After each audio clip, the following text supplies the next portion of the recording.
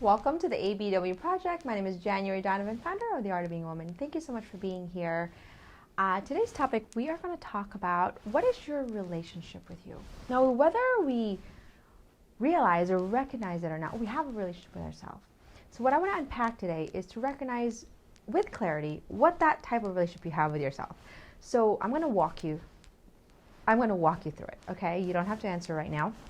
Number one, let's begin. I want you to think about your favorite person. Could be your best friend, your son, or your husband, or your coworker. Just think of that one favorite person that you have, okay? How do you think about your favorite person? Okay, just like, what are the thoughts that perpetuate in your head? How do you think about them? Do you want the best for them? Are you happy for them? Really, how do you think about that person? When you think of, when I think for me, my favorite person is my husband, and he makes me smile when I think about him. Yeah, that's what happens. He makes me smile. I want the best for him. I believe in him. I want the best for him, and I want to protect him. I want to protect him from all the garbage. I want the best for him. That's how I think about him. How do you talk to that person? Think about your conversations with your favorite person. Do you criticize them? Do you call them names? Or do you encourage them? Do you motivate them? Or do you compliment them? Okay, and how do you spend time with your favorite person? Are you present with them? Well, this could be a source of kind of a good accountability. Are you present with the people that you love? Are you present with your favorite person? Are you totally there? Are you distracted? Okay, and what don't you do with that favorite person? I don't compare my husband. I don't speak ill of him to other people. I protect him. I admire him. I don't ignore him or embarrass him other people or say, oh, he's such a child, or those words. I'm very conscientious that I speak only kindly of him. And so now I want you to turn around and put your name right here in the bottom and think of, how do you think of yourself? Really describe it. Think about it. Like, do you consider yourself good? Are you positive about who you are? Do you believe you're beautiful? Describe it, write it down. And I'm really going to encourage you to put pen to paper, because you can listen or you can be active in really being able to create transformation and whole. And it's an index card if you want to write this in an index card or a piece of paper. Okay. How do you talk about yourself? Do you call yourself names? Oh, I'm such a mess, or I'm so stupid, whatever it is. Do you call yourself names, or do you recognize and honor your journey? And this was really a great learning for me. My daughter, she's been learning how to swim all summer, Pia, and finally she's able to swim at the end of the summer. And so I remember she walked out with this just smile, and she says, Mom, I did it. It was so hard and I was so afraid, but I swam across the pool. I did it anyway, Mom. Practicing honoring our journey and creating an internal dialogue of recognizing our journey, because we are so hard on ourselves and we're quick to criticize what we don't do, what we do, and we don't take the time to recognize the journey and to honor the people who walked with us in that journey. It really has been apparent for me, when I picked this project back up, I realized, wow, the love and the kindness that the people have showed me, I haven't been as grateful.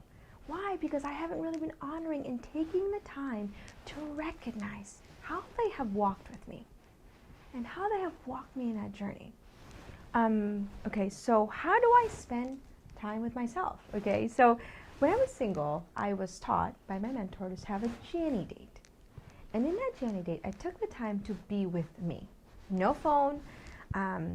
I would always write the things that I would love to do, and my favorite thing to do was to sit by the water and by this willow tree. I call him Mr. Willow. And I learned, and I'm continuing to learn, to stay present with myself and to really create that habit of presence with ourselves. Like, not doing, And I will tell you that it is really difficult to be present with myself and to do the things I even love to do, such as reading or just sitting and watching and the sunset and not doing. Why? Because we're so sucked into doing. It's like to stop it, it's like we're going like this. It's like, and I have to mentally pause, physically pause. And this is also, as a mother, we have got to communicate this to our children who are also sucked into the world of doing, as opposed to being. As opposed to being. What don't I do? For me, I protect my mind from a lot of things that I know are going to cause anxiety, whether it's watching excessive news or certain television shows or even music that I know really kind of penetrate in my thoughts and allow me to worry. There's certain shows that I can't watch with my, shows about children getting hurt. I just can't watch it, and it's to recognize those things and how we need to protect ourselves from the things that causes anxiety or causes unrest, and to really kind of learn a proactive self-care. And a lot of these things happen really in our thoughts, to be able to protect our mind from so much of what's going on, and I will unpack further what I mean when I say we have to go on protection mode, because there's so many things that are coming at us. We don't even know why we're in anxiety about something, okay? Now, I want you to do this because I just want you to be aware of really the kind of relationship you have with yourself, because it has to be a starting point. If you want a map to go to Michigan, then you need to know where you are, right? If you want to create a life that's whole, then you need to know where you are right now in the journey as a woman. So here's a sample of healthy and unhealthy relationships with ourselves. And I'm going to go through it quickly, and you can probably add your own and subtract, okay? So number one, you acknowledge your journey. You honor your journey. And a lot of times honoring our journey is really, I do it in my journal. I do it in an index card, and I say, I did this. Or personally for me, I've struggled to do videos. I really have a very difficult time speaking on camera. And so I literally have to write down and says, okay, I did a video today, and I was nauseous through the whole thing, but I did it. And I have to write it down, and I do it. A lot of the trainings that I do, I actually do for myself. So, and are we kind to ourselves? Do we speak to ourselves kindly? Or are we respectful of ourselves? Are we so hard on ourselves and saying, oh, I can't believe you didn't do that, or I can't believe you do this, and we don't really speak to ourselves with kindness or a level of respect that we would give our favorite person? And protect, I think I talked about that. Or are we positive? Do we give ourselves the benefit of that? And we encourage ourselves and say, a lot of times for me, I give myself permission for difficult days. And I tell myself, today's one of those days that it's not a fun day for me. But tomorrow I'm going to recognize that it's going to be a better day. And you kind of go on management mode on who you are, because you're aware of who you are and you're aware of the kind of relationship you are, and you can be more proactive. And are we learning? I think this is really, this is going to be so important, because unless we're learning, unless we're growing, we can't live the life that we want, and we can't really be happy, because we're made to grow. We're made to grow, and if we're not learning about ourselves, about who we are, we're missing out on who we are. And that, ladies, is a sad reality, that right now there's so many distractions for young women, for mothers, that we can't pause to sit down and say, I want to get to know me in January. And me personally, every morning I have my quiet time, and I do my prayers, but then I spend another half an hour learning about me. I study, whether I'm studying a book, and then I sort of process where I am in that journey and how I can improve my mind, my thoughts, my actions, and self-study. And the importance of studying ourselves, because we don't study ourselves, we can live a life where we never even know ourselves. And this is where we don't even know where our wound is. It's an unrecognized, unprocessed wound. And then we realize we're 45, 30, whatever age you are, and there's this restlessness or unsatisfaction in the life. And you could have so much abundance, but without us recognizing who we are and what we're learning, what we're growing, we can't really taste our moment. We can't really taste our moment. We lose sight of gratitude and perspective. Okay? So here's a sample of unhealthy relationship. We ignore our pain. Okay? So sometimes, a lot of times, we don't even know why we're in pain. You know? So for example, when I'm frustrated about something, I have to write down an index card what I'm frustrated, and I have to write down who. And there's a whole lesson that I'm gonna walk you through this, but I literally sit down and say, right now I feel betrayed. And this is who I feel betrayed, and this is why I feel betrayed. And I process it, and I do a lot of things in an index card because it's not overwhelming. I'm not supposed to change my life overnight. I'm just gonna do it daily, and it's simple, and it's 5 minutes. You know, we can't ignore the things that lay in our head by just keeping them in our head. We have to put them from pen to paper and write down specifically, and we recognize it. Let me tell you why. If you ignore it, it actually, you communicate to the people that you love because you don't recognize why you're upset. And this was really, you know, I remember doing a lot of this work in college, but it became very apparent this year when I experienced a real betrayal from somebody that I cared about.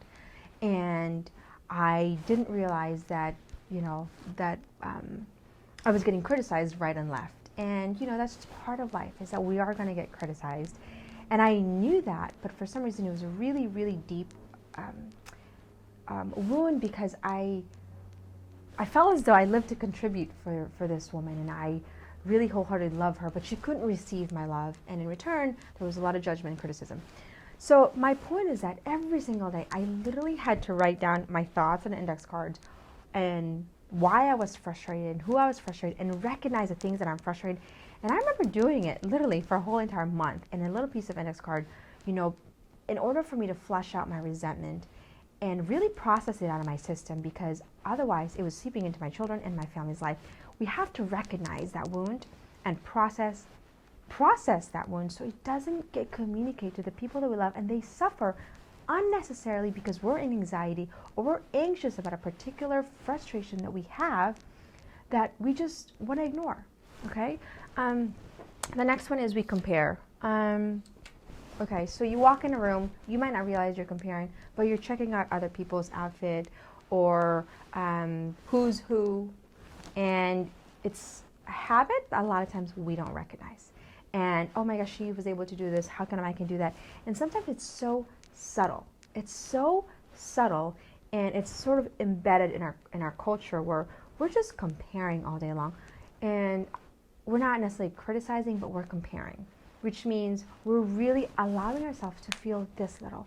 Everybody is in a different journey, and we're walking side by side. And if we're constantly looking, you know, where somebody is and what they're doing, we miss on our now. We miss on our now, and we miss on this beautiful, beautiful life in front of us. And to live a life of comparison really produces a lot of anxiety. And this is where I think right now we have a culture of moms, and we're just, you know, either we're comparing our children or we're comparing who we are, and it's this life of guarding, because we can't fully engage in wholesome, healthy, incredible friendships when we're comparing. Because the moment somebody else, you feel like somebody else is better than you, your wall is up, okay? Here we go. Impatient.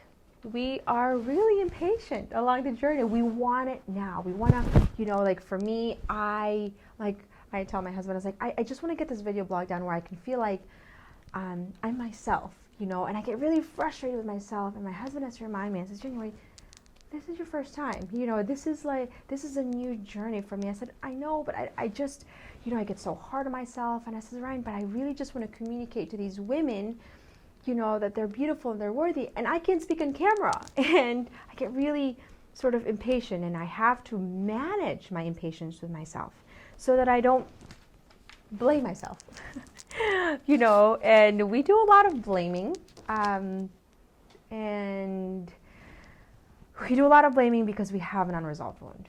Okay, so I know I've unpacked that, and we're negative and we're really unforgiving of ourselves. And a lot of times when we don't recognize what it is that we haven't forgiven ourselves for, we're really resentful to other women. We're really, really resentful. So what I have here for you ladies is that it's just an example, and what I want you to do is to recognize that you have a relationship with yourself and to start thinking about your personal relationship with you. Why? Because your relationship with you has everything to do with your relationship to the people around you, to this world, to the people that you care about the most. And until you recognize a healthy relationship with yourself, the rest of the relationship is going to suffer. Is going to suffer. Let me give you an example of what I mean.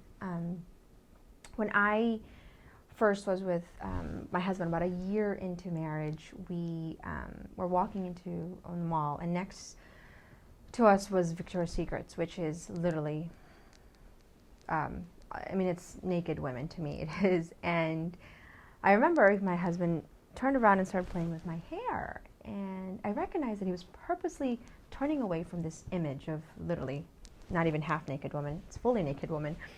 And afterwards I asked him, I said, honey, did you do that on purpose? And he said, yes, I did.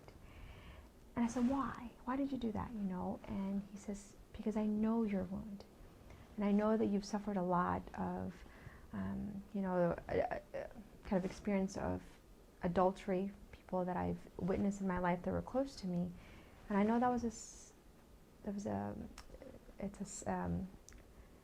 a difficult managing wound. So he was really able to recognize that what I needed the most at that point, even when I really couldn't. Now, let me just paint the opposite. If I didn't know that that's a wound that I have, and I didn't communicate it to him, that based on my experience of a lot of people, or not a lot of people, but some people with adultery in my family, my own story, I would not be able to communicate that with him. And I would probably be resentful if he just sort of, looked at this, women by passing, or maybe he wasn't even purposely looking, but it's right in your face. And then I would be resentful, and I wouldn't know why I'm resentful. And then the next day it would be the same thing, because I don't really know why I'm resentful about something.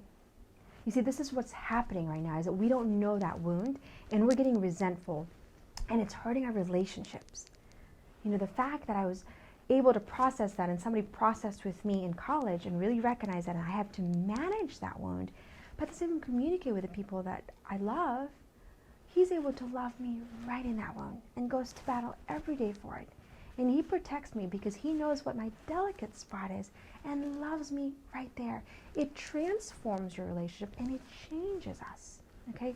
So this relationship with ourselves is really crucial in order for us to have a wholesome, healthy, and loving relationship with the people that we care about the most, okay? So your homework would be, in an index card, pretend like this is an index card. I want you to fold it in half, if this is an index card, and I want you to write down one word to describe your relationship with yourself.